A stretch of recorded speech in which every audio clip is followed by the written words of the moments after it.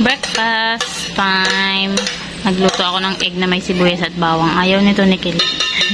Kailangan niya matuto. Nung bata ako, ayaw ko rin yan, yung may mga sibuyas. Pero, ngayon, I realize na healthy pala siya. Kaya kumakain na ako. And then, hotdog. Ayan, yung scrambled egg. Pwede niyan si Bebe. Ay! Kakain ka ng egg. Subo, mama. Egg. Yummy, yummy. Yummy, yummy. Ay! Hindi na mainit. Wow! Sarap! Sarap ng egg. Yay! Ay! Galing-galing. Charap-charap yan. Kain mo na. Kain.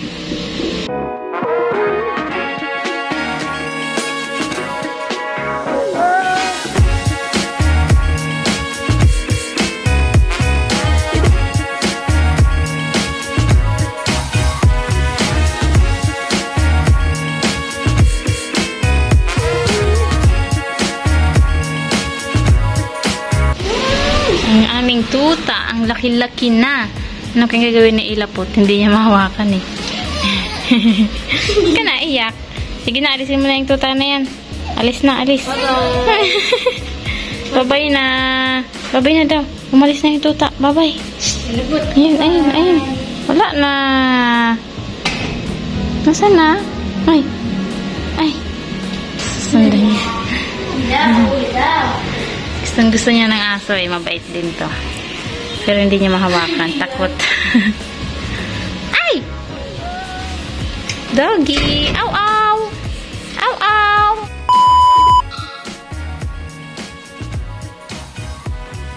Ayan na nga ang sinasabi.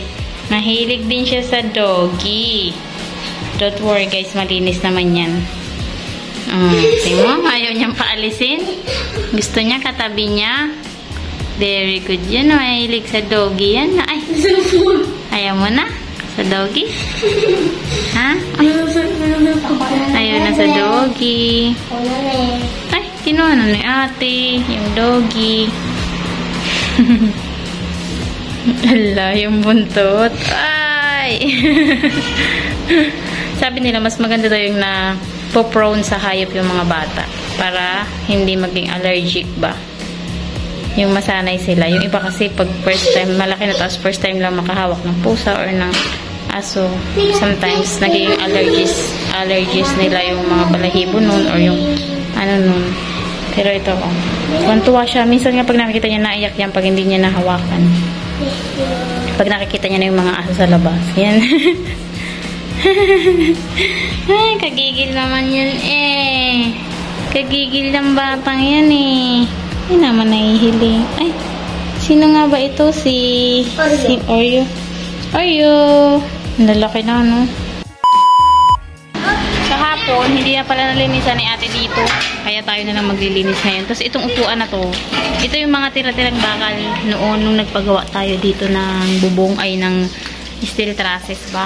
So, lilinisan ni Kuya and ilalagay niya doon sa tindahan natin para yung mga nag-aantay na bibili. Meron silang upuan. Hindi siya pwedeng lagyan guys ng, hindi kami pwedeng maglagay doon ng mga lame-lamesang, siguro maliit lang. Kasi ano yun, highway na ba?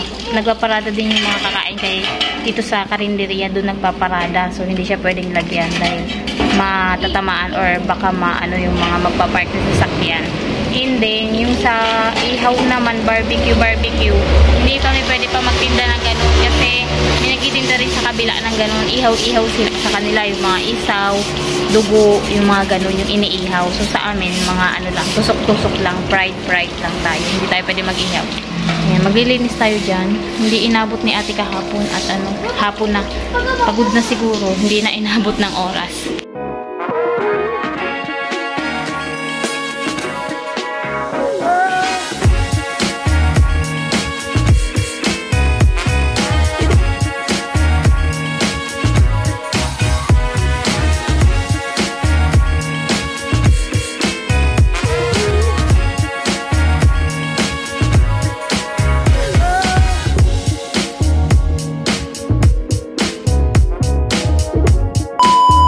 Ito yung Yung tinanim ko pala dito sa harapan, puro mga snake plant na lang yan.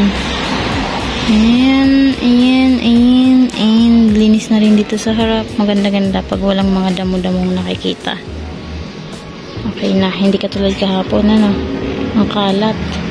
Si Jillian, nag-alis niyang mga yan dito sa harap. Ang lalaki ng mga damo dyan. Pinunod niya kanina. Luto naman tayo ng lunch at nag-prepare na rin tayo ng pangtinda. Gagawa na ako ng sauce. Mga module nyo, Jillian, oh. Ang dami pa. Mamaya, pag walang customer masyado, magmo-module tayo.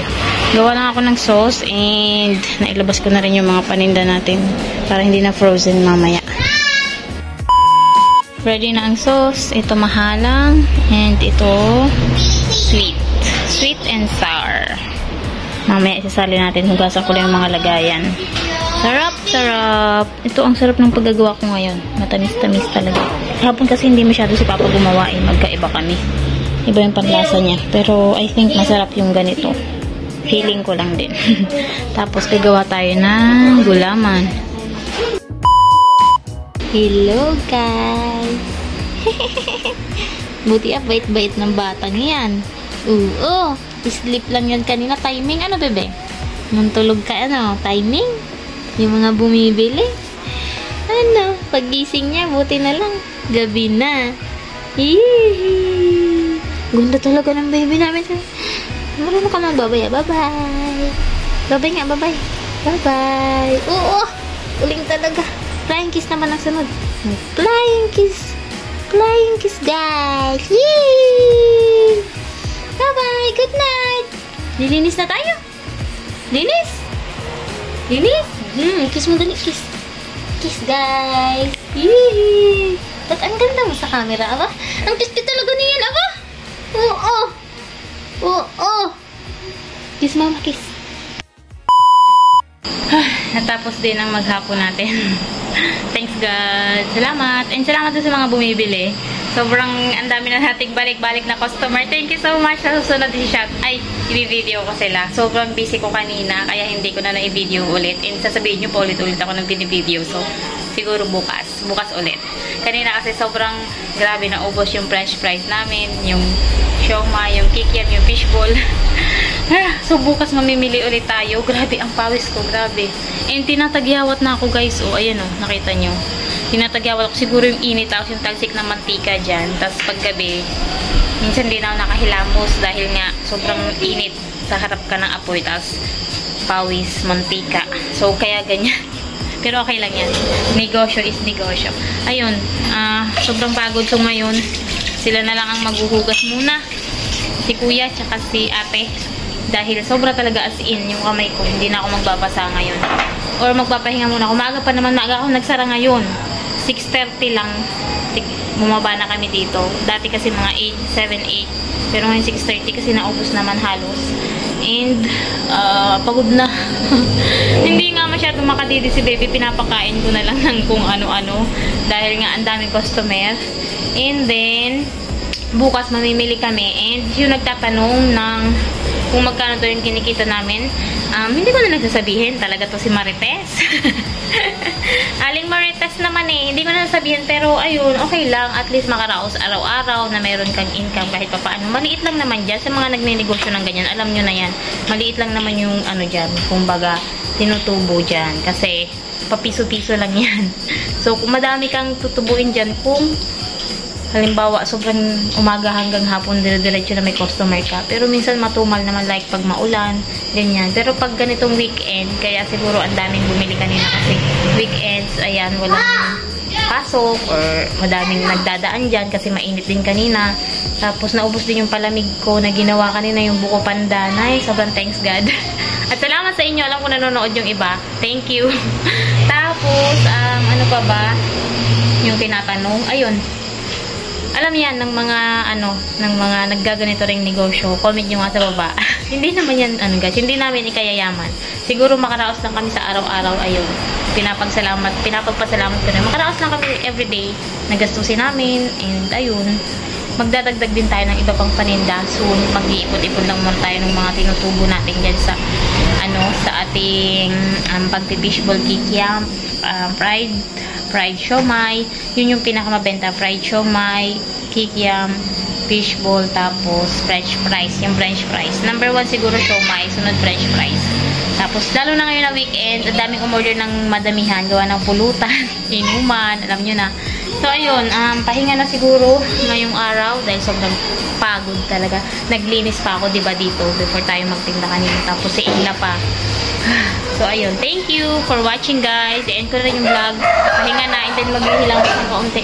Thank you, and don't forget to like, subscribe. Salamat sa panonood. Bye-bye. God bless. Bye-bye. Okay na pala. Okay na yung ano mo. Okay na daw. Ano na siya yung kagan sa Bicol. Ano bang tawag dun? Basta yung may ano na sa ibabaw. Ano ang tawag sa Tagalog? Hinuhugasan niya naman ng bayabas daw araw-araw. Nakikita ko na siya ngayon naghuhugas. Nagpapakulo.